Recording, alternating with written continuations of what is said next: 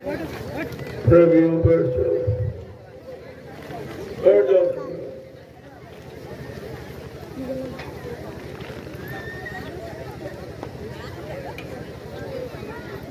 अपना सत्संग बच्चों को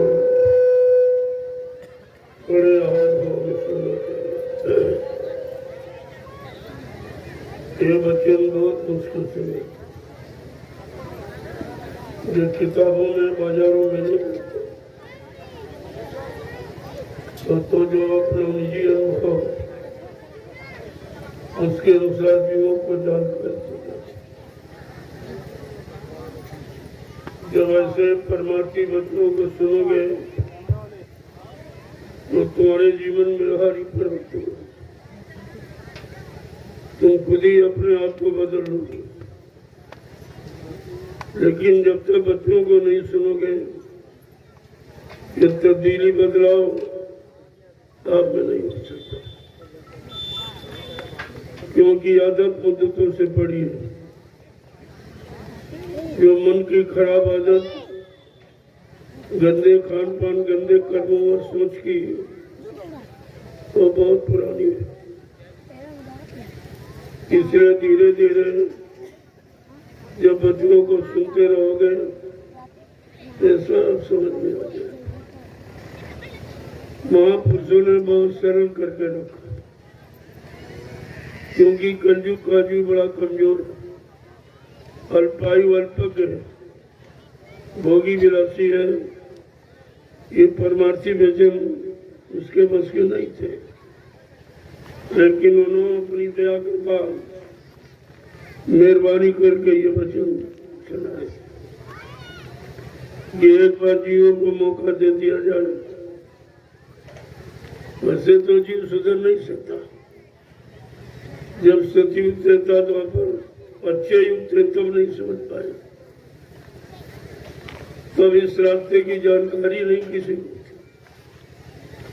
जानकारी देने वाले तो बहुत आए, ऋषि मुनि योगी महर्षि ब्रह्मचारी अवतारी शक्तियां ज्ञानी विज्ञानी सब है, लेकिन आत्मज्ञानी कोई नहीं है जो आत्मा का ज्ञान करा था। और सृष्टि में खेल सब आत्मा, जो शरीर आप चलता फिरता देख रहे हो, ये परमात्मा की जीवात्मा के कारण। जैसे शरीर से जीवात्मा निकली, ये शरीर तुरंत कार्य करना बंद कर, जिसको आप मुर्दा और मिट्टी कहने लगते। अब तो लोगों को जानकारी ले ही लेनी चाहिए कि ये शरीर परमात्मा की आत्मा जो ऊर्जा शक्ति है उसके द्वारा चलता है। आज तक यही लोगों को नहीं बताया गया कि शरीर चलता है। तुम सोचते तो रोटी है, सब्जी है, ये वो। ये जड़ पदार्थ, जड़ शरीर तभी प्रयोग कर सकता है जब इस शरीर में चेतन जीवात्मा परमात्मा की रहे।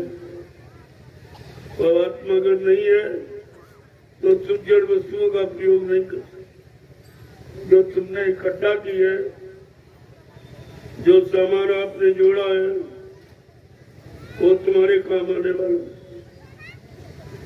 जब मनुष्य जीवात्मा शरीर को छोड़ देती तो देखो कोई इसको रखने को तैयार नहीं। घर के जात राजी कोई कहते नहीं भाई इसको ले जाओ ले जाओ, अब ये घर में नहीं रहा।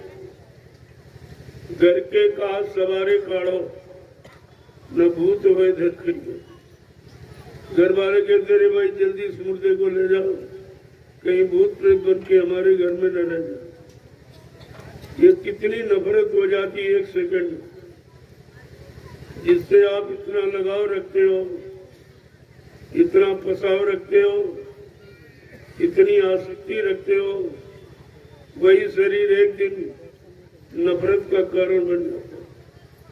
अगर इतनी बात समझ में आपके आ जाए कि एक दिन शरीर को कोई रखेगा नहीं, और न कोई इससे प्रेम करेगा, न कोई रिश्ता जोड़ेगा, सबके मुंह से आवाज निकलेगी, अरे भाई जल्दी करो इसको ले। ये मुर्दा न घर में रहेगा, न गांव मोहल्ले में रहेगा, ये मुर्दा रहेगा शमशान भूमि में या कब्रिस्तान।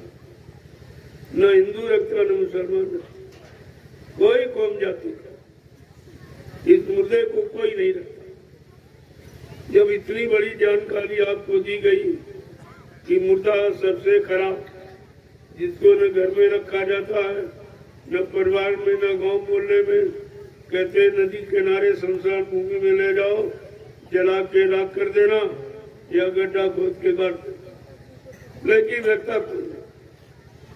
जब ये जानकारी आपको मिल गई कि परिवार का व्यक्ति मुर्दा हो जाता तो घर में नहीं रखा जाता, कहते भाई परिवार का व्यक्ति घर में नहीं, न गांव में रहेगा न मोहल्ले में, लेकिन जो बाजार से मुर्दा ले आते हो उसको आप रसोई घर में रखते हो। ये कौन सी तुम्हारी बुद्धिमानी, कौन सा ज्ञान है, कौन सी आपकी सोच और समझ है? एक तरफ मुर्दे की महिमा घर गृहस्थी परिवारों में सब देते आए और एक बार आप भूल जाते हो। यही कारण है कि मुर्दा जब शमशान भूमि में रहता है, शमशान भूमि में बहुत प्रेत रहते हैं। जब से आपने इस मुर्दा मांस को इस मनुष्य रूपी मंदिर में और जिस्मानी मस्जिद में आपने जगह दी, तब से भूत प्रेत तुम्हारे घरों में आते, किसी की बच्ची पर, किसी के बच्चे पर, किसी की पत्नी पति पर, सब को तबाह कर। और अभी क्या, अगर संत महात्मा फकीरों के इशारों को न मानो तो सब भूत प्रेत ही रहेंगे, तुमको रहने की इतनी जगह आपको रहने की नहीं मिल पाए इन भूत प्रेतों। संत महापुरुष यही देख के आपको बताते हैं, अरे भाई ये गंदा खान पान मत करो, न तुम्हारे लिए रहने की जगह भूत प्रेत कहीं नहीं दूँ, उन्हीं का राज्य हो जाएगा भूतों, फिर आप तबाह हो जाओ। जब अभी आप तबाह परेशान हो और इन भूतों की कोई दवा नहीं, केवल संत महापुरुष फकीर अपनी दुआ से, अपने जगाए नाम की महिमा से इनको उतार देते हैं, बाकी कोई नहीं उतार। कितना रुपया पैसा आप खर्च कर देते हो, लेकिन भूतों से निजात किसी को नहीं। और आज इनकी संख्या बढ़ती चली जा रही है, क्योंकि निर्मम हत्याएं बहुत तेजी से रफ्तार में, राजा प्रजा सब की हत्या करने में जुटा पड़ा। और जब हत्या की, उन्हीं मुर्दा शरीरों का मांस, खून और चमड़ा हटी, तब व्यापार करने में। अब सोचो आप, जो वो पैसा आप समाज देश में लगाओगे परिवार में, तो क्या तुम्हारी उन्नति होगी? क्या कोई विकास कर सकोगे? क्योंकि वो मुर्दा का पैसा वो तुम्हारे काम आने वाला नहीं। जब मुर्दा काम नहीं आता तो उसके द्वारा जो भी पैसा, जो आमदनी की जाएगी, उसमें देश में कोई विकास नहीं। कितना भी कोई जोर लगा ले, चाहे राजा चाहे प्रजा, लेकिन देश को खुशहाल नहीं कर। जब तक आप इस बात को नहीं समझोगे, तब तक आप सुकून और शांति में रह नहीं पाओगे। संत महात्मा फकीरों ने यही सोच किया, ऐसा नहीं सब ने बताया। मुसलमानों की किताबों में लिखा है, दिल का हुजरा साफ कर आना के जाने के लिए ध्यान गैरों का हटा उसको बिठाने के लिए। वो परवरदिगार आलम अल्लाह ताला खुदा रहमान को अगर जिस्मानी मस्जिद में बैठाना चाहता है तो क्या कहते हैं, इस मुद्दे से, इस गंदगी से दूर हो जाओ। जहाँ गंदगी रहेगी वहीं बीमारी रहती है, वहीं परेशानी रहती है, और गंदगी में कोई रहने को तैयार नहीं। यहाँ अगर गंदगी होती तो आप बैठते। जब इंसान को गंदगी नहीं पसंद है, क्या भगवान खुदा गंदगी में बैठ जाए? क्या इतना भी आप नहीं समझ पाए कि गंदगी से परहेज क्यों? जहाँ गंदगी वहीं बीमारी है, जहाँ गंदगी वहीं मुसीबत तो तकलीफ है। और ये सब जानकारी आपको रखनी चाहिए।